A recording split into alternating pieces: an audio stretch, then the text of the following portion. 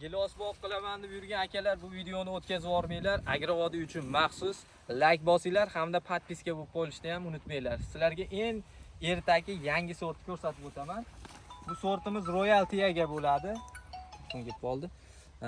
Royalty'ga bo'ladi. Eng ertaki sortlardan hosildorligi bo'yicha hozirgi kunda eng zo'ri shu bo'lib turibdi. Buni reklama qilishimdan maqsad biz buni ko'chatdan ko'paytirib qo'yganmiz. Bu gilos 30-32 ga chiqadi, qo'shmaq bo'lmaydi mana. Bitta bu shox bas mana. Ponni ko'rsataman mana. Ko'ryapsizlar. Mana bu tutlardagi hosilni qarang.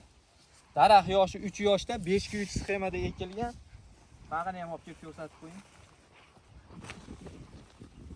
Pishganda ham reklamasini qo'yib o'taman mana. Juda ham zo'r bo'lgan. Yoqqan bo'lsa, gilos boq qilaman degan do'stlarga videoni tashab qo'yinglar. Ko'chatdan ko'paytirganmiz, 30 mingga yaqin ko'chati bor. Sotishda davom etmoqdamiz. Kelib bog'da ham ko'rishlaring mumkin. Farg'onada joylashgan.